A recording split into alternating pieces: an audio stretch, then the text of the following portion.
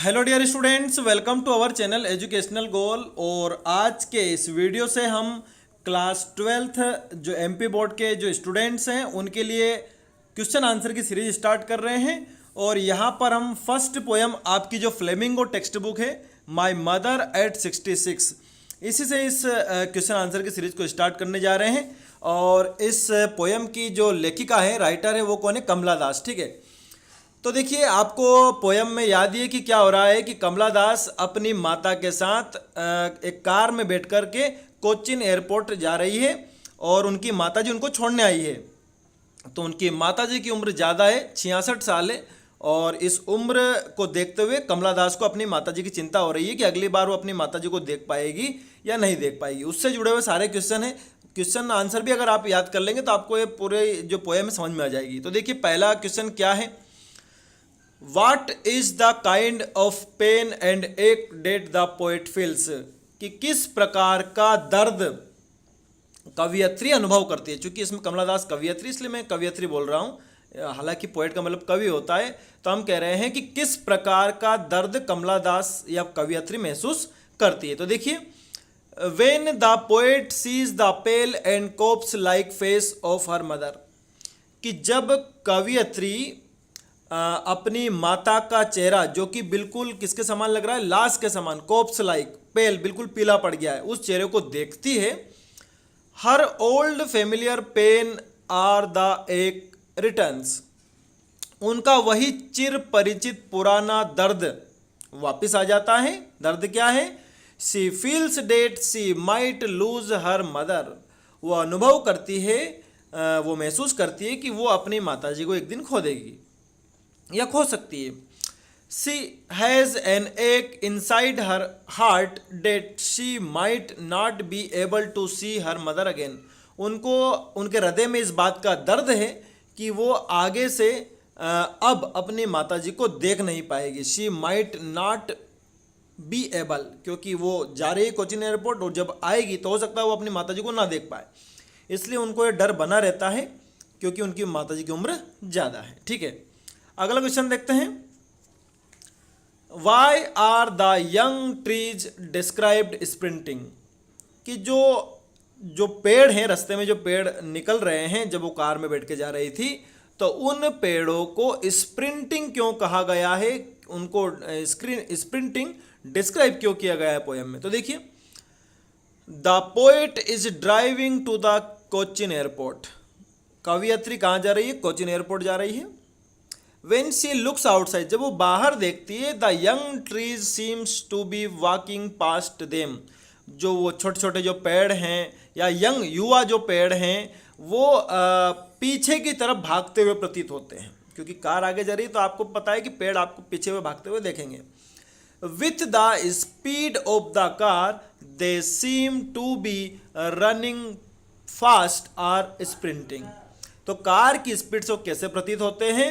भागते हुए प्रतीत होते हैं या फिर स्प्रिंटिंग लगते हैं। स्प्रिंटिंग का मतलब वही होता है तेज दौड़ते हुए। ठीक है, अगला क्वेश्चन है, why has the mother been compared to the late winters moon, कि जो माता जी है उनकी तुलना शीत ऋतु के चंद्रमा से क्यों की गई है? तो देखिए क्या है इसका उत्तर। When the poet's mother is 66 years old, कि कवियत्री की जो माताजी है उनकी उम्र 66 साल है। हर श्रंकन एशन फेस रिजेंबल्स ए कॉप्स, और उनका सिकुड़ा हुआ चेहरा जो है वो किससे मिलता हुआ प्रतीत होता है? जैसे कि लाश हो गया है, मतलब वो बिल्कुल मृत के समान दिखाई देती है उनकी माताजी। She has lost her shine and strength of youth, वो अपनी युवा अवस्था की चमक और शक्ति को खो चुकी है क्योंकि उनकी उम्र बहुत ज़्यादा है। Similarly the late winters moon looks hazy and obscure, उसी प्रकार जो शीत ऋतु का जो चंद्रमा होता है वो भी धुंधला और अस्पष्ट दिखाई देता है। It too lacks shine and strength, और उसमें भी चमक और शक्ति की कमी होती है। So the comparison is quite natural and appropriate, इसलिए जो तुलना है ना चंद्रमा से जो की गई है, शीत ऋतु के चंद्रमा से जो की गई है, वो बिल्कुल सही और स्वाभाविक लगती है। अगला क्वेश्चन है, what do the parting words of the poet and her smile signify. कि जो विदाई जो शब्द हैं, पार्टिंग वर्ड्स मतलब जब उनकी माताजी कमला दास को एयरपोर्ट पर छोड़ने पहुंच गई, तब उन्होंने जो पोएट ने आखिरी बार जो शब्द कहे उनकी माताजी से बिछड़ने से पहले, उन शब्द और जो कवियत्री की जो स्माइल है, इससे क्या संकेत मिलता है। तो देखिए, the parting words of the poet are see you soon Amma. आखिरी शब्द मतलब अपने विदाई शब्द क्या थे कवियत्री के, कि फिर से मिलेंगे अम्मा। These word signify some sort of hope. और इन शब्दों से एक उम्मीद प्रतीत होती है, वो चाहती है कि वो उनकी अम्मा से फिर से मिलेगी। It shows some promise as well as expectation that she would see her mother again. इन शब्दों से प्रतीत होता है एक प्रोमिस और एक उम्मीद कि वो अपनी माता को फिर से देख पाएगी। She might find her mother alive. और वो अपनी माता को अगली बार जीवित देख सकती है। इन शब्दों से यही प्रतीत होता है। किनसे? सी यू सून अम्मा। अब आगे कुछ और क्वेश्चन है।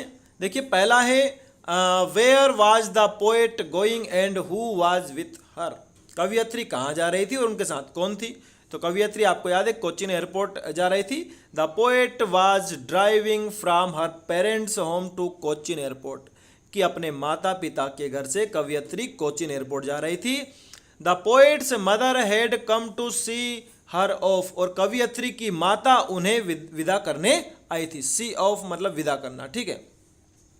सी वाज सिटिंग बेसाइड हर। और वो उनके साइड में बैठी हुई थी कार में। She was dosing with her mouth open. और वो ऊँग रही थी, माताजी ऊँग रही थी और उनका मुंह खुला हुआ था, ठीक है। अगला है what was the poet's childhood fear. कवियत्री के बचपन का डर क्या था, ठीक है। तो देखिए, the poet's childhood fear is that her mother would slowly grow old and eventually die. कवियत्री के बचपन का डर यह था कि उनकी माताजी धीरे धीरे बड़ी होगी और एक दिन मर जाएगी, eventually die. As she sees the visible signs of aging on her mother's face. और जैसे ही वो ये सारे के सारे चिन्ह अपनी बढ़ती उम्र, अपनी माताजी की जो बढ़ती उम्र के चेहरे पर देखती है, the poet starts to feel this fear again. फिर से कवियत्री को वही डर अनुभव होता है, ठीक है। तो ये बचपन का डर है उनका। अगला है why does the poet see outside, what does see happening outside.